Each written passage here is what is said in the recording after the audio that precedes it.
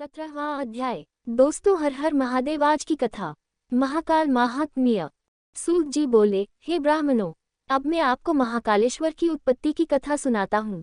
उज्जैन नगरी में राजा चंद्रसेन का राज्य था। भगवान शिव के मुख्य सेवक मणिभद्र के साथ उसकी घनिष्ठ मित्रता थी। मणिभद्र ने राजा चंद्रसेन को कौस्तुभ मणि भेंट की। राजा ने प्रसन्नतापूर्वक मणि को अपने गले में धारण कर लिया। वह कौस्तुभ मणि सूर्य के समान चमकती थी, जिसे देखकर अन्य राजा चंद्रसेन से ईर्ष्या रखने लगे। सब राजाओं ने मिलकर चंद्रसेन पर आक्रमण कर दिया। जब राजा चंद्रसेन चारों ओर से अन्य राजाओं की चतुरंगिनी सेना से घिर गया, तब वह अपने प्राणों की रक्षा के लिए महाकालेश्वर ज्योतिर्लिंग की शरण में गया और भक्ति भावना से देवाधिदेव महादेव जी का पूजन करने लगा। राजा चंद्रसेन भगवान शिव के पूजन में मगन था। उसी समय एक विधवा गोपी अपने छोटे से बालक को गोद में लिए वहां आई। वह बालक राजा को शिव पूजन करते हुए देखता रहा। जब गोपी वापस घर आ गई, तब वह बालक मन में शिव पूजन का निश्चय करके कहीं से एक पत्थर ढूंढ लाया और उसे स्थापित करके धूप, दीप, गंध, पुष्प, नैवेद्य से उसी प्रकार पूजने लगा जिस प्रकार उसने राजा को करते देखा था। उसकी माता ने उसे भोजन करने के लिए बुलाया, परंतु वह तो अपनी आराधना में लगा था। जब बार बार बुलाने पर भी बालक नहीं आया, तब उसकी माता को क्रोध आ गया और वह वहां से बालक को खींचकर ले गई और डांटने फटकारने लगी।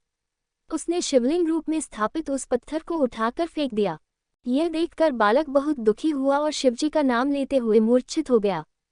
बालक की ऐसी हालत देखकर माता रोने लगी और रोते रोते वह भी बेहोश हो गई। कुछ समय बीतने पर बालक को जब होश आया, तो उसने स्वयं को भगवान शिव के सुंदर मंदिर में, जहाँ रत्नमय ज्योतिर्लिंग स्थित था, पाया। यह देखकर वह बड़ा आश्चर्यचकित हुआ। भगवान शिव को धन्यवाद करके उनका नाम जपता हुआ वह बालक अपने घर की ओर चल पड़ा। घर पहुंचकर उसने देखा कि उसके घर के स्थान पर एक सुंदर महल खड़ा था। अंदर उसकी मां सुंदर वस्त्र आभूषण पहने रत्नजड़ित पलंग पर सोई थी। उसने अपनी माता को जगाया। सब कुछ जानकर वह अत्यंत प्रसन्न हो गई। दूसरी ओर जब राजा चंद्रसेन का पूजन समाप्त हुआ, तो उसे सब कुछ ज्ञात हुआ।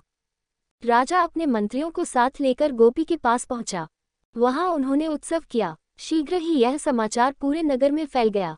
जब चंद्रसेन के शत्रुओं को यह पता चला कि उसकी नगरी पर भगवान शिव की विशेष कृपा है, तब उनके शत्रुओं को यह समझ आ गया कि राजा चंद्रसेन महाकालेश्वर का परम भक्त है, इसलिए हम उसे कभी जीत नहीं सकते।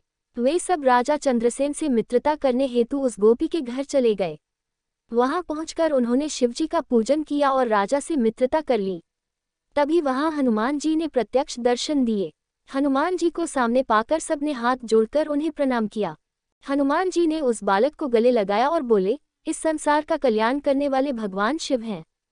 वे भक्तवत्सल हैं और सदा ही अपने भक्तों पर कृपा दृष्टि रखते हैं। इस बालक ने सच्चे मन से शिवजी की स्तुति की, जिससे प्रसन्न होकर शिवजी ने इसके सभी दुखों को दूर किया है। इस लोक में सभी सुखों को भोगकर इसे मोक्ष की प्राप्ति होगी। यह 8वां महायज्ञ पुरुष होगा और नंद नाम से जाना जाएगा। भगवान विष्णु जब कृष्ण का अवतार लेंगे तो इसी के घर में निवास करेंगे। यह कहकर वे अंतर्धान हो गए। तत्पश्चात सब राजा विदा लेकर अपने अपने नगर चले गए। राजा चंद्रसेन विधिपूर्वक महाकालेश्वर का पूजन करने लगे और इस लोक में सभी सुखों को भोगकर अंत में मोक्ष पद को प्राप्त हुए। अगली वीडियो देखने के लिए आप चैनल सब्सक्राइब जरूर करें और लाइक करें और कमेंट करें। हर हर महादेव। 17वां अध्याय। दोस्तों।